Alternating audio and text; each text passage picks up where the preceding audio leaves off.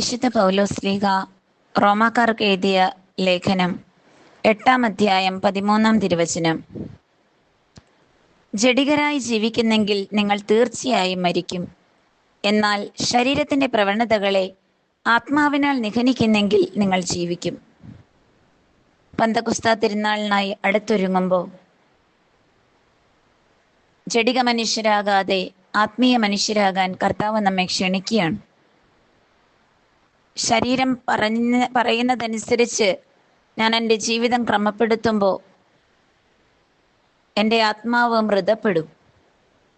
അതേസമയം ശരീരത്തിൻ്റെ പ്രവണതകളെ, പാപത്തിലേക്കുള്ള ചാച്ചിലുകളെ ആത്മാവിനാൽ നിഘനിക്കുന്നെങ്കിൽ, ജയിക്കുന്നെങ്കിൽ